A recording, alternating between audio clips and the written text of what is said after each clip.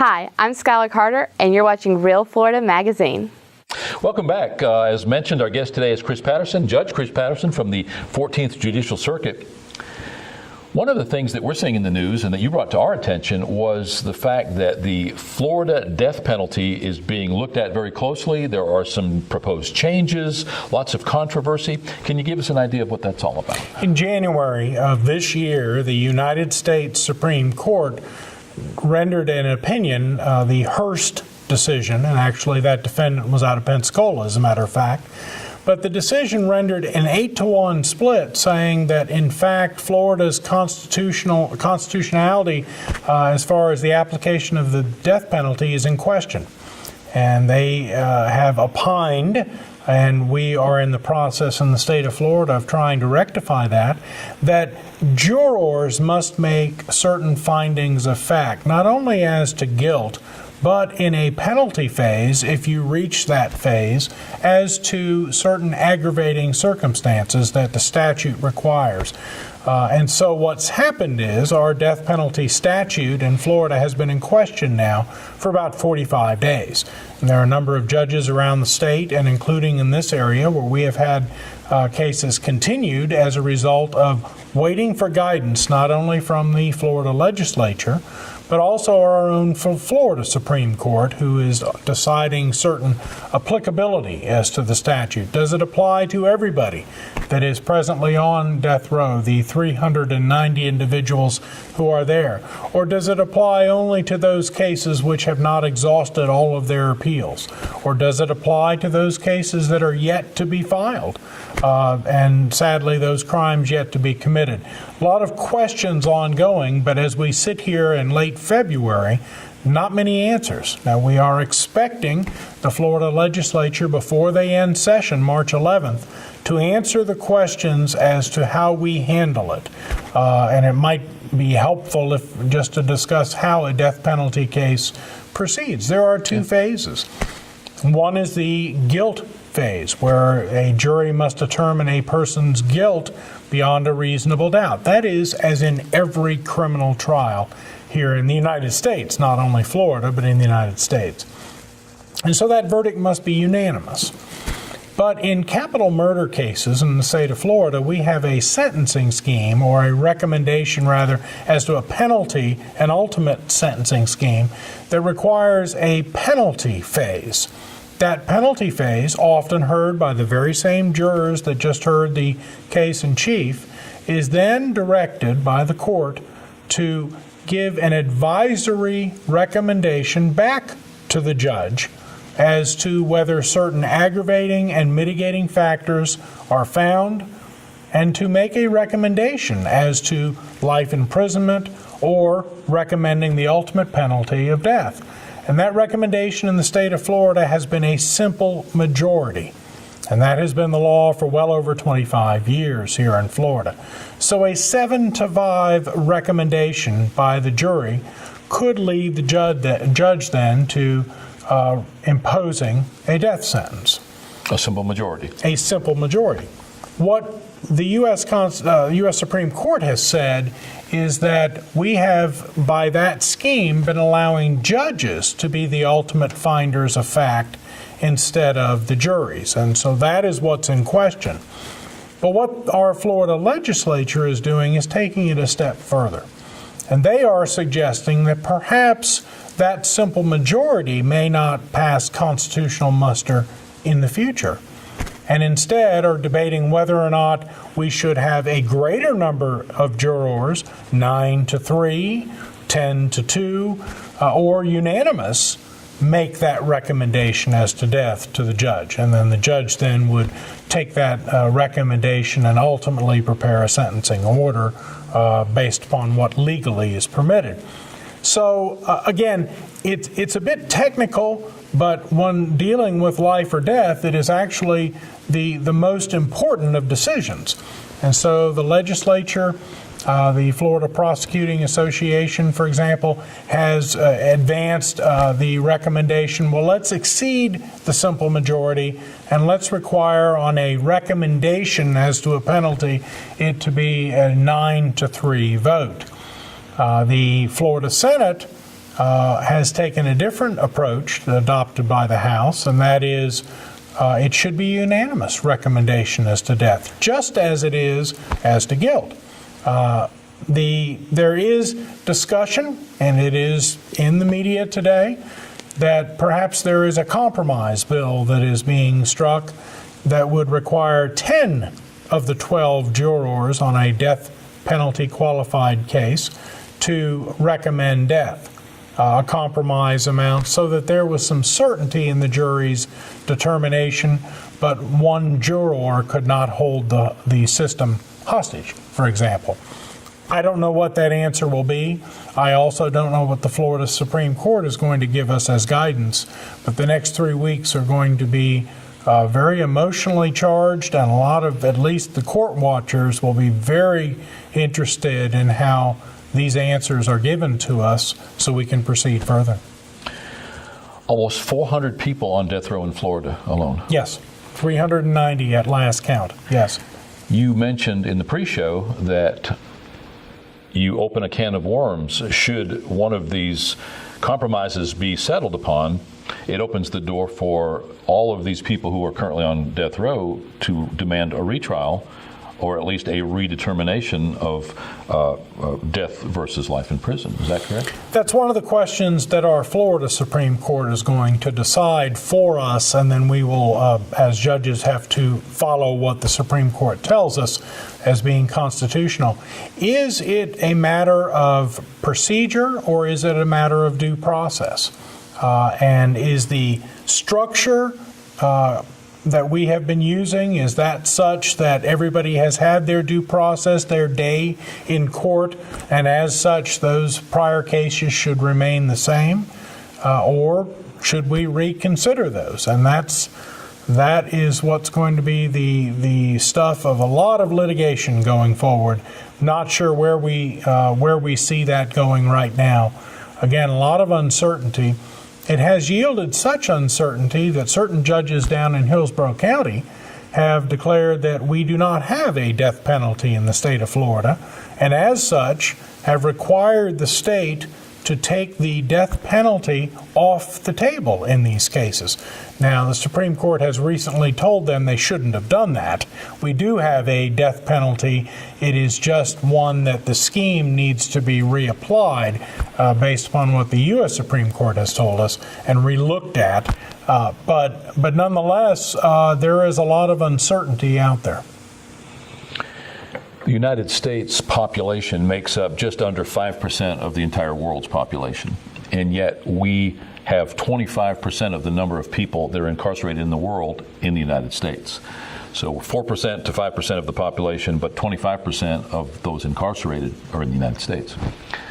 Almost 1%, somewhere between 7 and 8 tenths of 1% of all Americans are incarcerated. Huge expense, huge burden. Figures of $30,000 or $40,000 per year for a federal prisoner in a federal facility, much less in a county or local facility.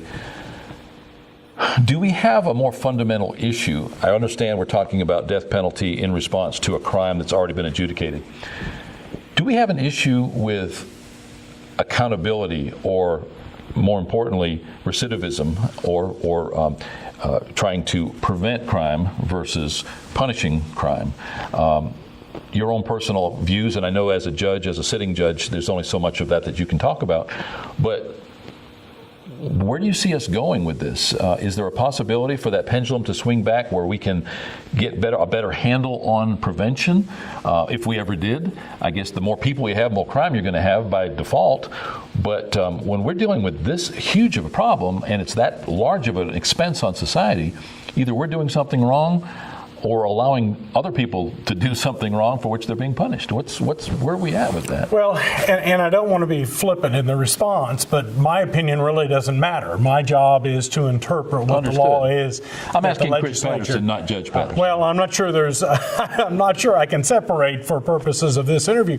But let me tell you this, that the legislature and the court system working together have been looking at other ways for diversionary programs, for example.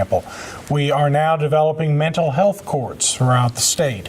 those folks that may have mental health needs and they have ultimately committed certain crimes, but perhaps addressing the mental, the psychological side of issues might be a better expenditure of funds. The legislature has authorized that. We do that. Is this similar to what Dr. Ben Carson's talking about? Seems to be one of his points of his platform. And in fact, to that point, the 14th Judicial Circuit has just started a mental health court down in Bay County.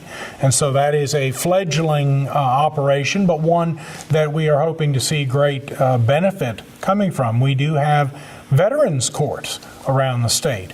Okaloosa County is famous for being the first county that had created one. The Judge Manny over there had created. He was a former JAG officer, understood some of the post-traumatic stress disorders that veterans would be suffering. That might lead to certain criminal conduct and a lack of appreciation as to that conduct. And so veterans courts have been established. We are doing more with juveniles, trying to address certain substance abuse issues in juveniles as well as adult courts as well, with a drug court in Florida and certainly in the 14th Circuit. So there are a number of legislative initiatives that are in place to try to change perhaps the paradigm of sentencing, which was initially designed to rehabilitate and then also to punish, and then moved over years to just to punish. So we're looking at those issues through the legislature, and again, as ways to divert some of these individuals and get the help they need. But on a state basis, on a federal basis, it all starts with funding. No easy answer. It is not. It is not. And crime is a growth industry. We have more court proceedings all the time. The need for more attorneys, more judges, more of that judicial system. We have fundamental society problems or changes within the family dynamic, and I know that a lot of that contributes toward the crime. And this is a shorter show than what would be required to go into that. What do you see? Looking at Judge Chris Patterson, the part of the 14th Judicial Circuit over which you preside, are you seeing an uptick in crime? Are you seeing a level playing field? Are you seeing it going down? What's the trend right now? I can speak comparatively this year at this time to last year. We are seeing increased numbers. I don't know what that is attributed to. We have been fairly consistent the last 5 years up here with the number of filings. And again, arrests don't necessarily mean the state has formally charged a person. A person who is arrested might be released at first appearance, for example, if there is no probable cause. So there are differing standards, but I am seeing a slight uptick. I am seeing Bay County continues to lead in this 14th Circuit as to the number of criminal filings. Jackson County is second. Curiously, Holmes County has risen to the level of third place, with Washington fourth, and then Calhoun and Gulf County. But as we have been told repeatedly, the Washington and Holmes County division, as far as criminal filings, are second in this circuit only to Bay County. I know following what we refer to as the bursting of the bubble, 2004-2005, saw a lot of domestic violence, saw a lot of petty theft. We saw a lot of crime associated with stress caused by financial burden because of lost jobs. About that time, we also had the trifecta of the oil spill at the same time as some storms that we had. We had some really bad hurricanes during that same period of time. And because of that, lots of lost revenue, lots of lost jobs, and we saw that uptick in domestic violence and the other crimes. Going back as to the domestic violence issues, I do want to suggest that we are now learning with more empirical research. The data shows that there are numerous instances where domestic violence is never reported. And in fact, there is a helplessness. Those that are in those type of violent situations don't know how to get out, but certainly reporting might cause even further violence. And so we do see, with greater education, there seems to be a greater awareness. There is support through the Salvation Army and other domestic violence abuse supporters as far as support and any type of safe houses, things of that nature. We do see that there is support in the community that assists those persons that may not know how to act or react when they are victims of domestic violence. So to say that the domestic violence levels have remained constant, I think it's probably better to say the reported instances are constant. I think with socioeconomic factors, job, finance, weather, I think those are stressors that if those are abusive situations, they are incendiary, and you'll see those abusive situations flame up again. Our guest today is Judge Chris Patterson, 14th Judicial Circuit, presiding mainly over Washington and Holmes County. Today talking about the Florida death penalty and other associated legal issues. Certainly sort of a bleak conversation at the end of the day, but certainly something of which you should be aware. You can follow this discussion right here, and we'll have Chris back over time to discuss where the Supreme Court in Florida goes with that Florida death penalty issue. We'll be right back.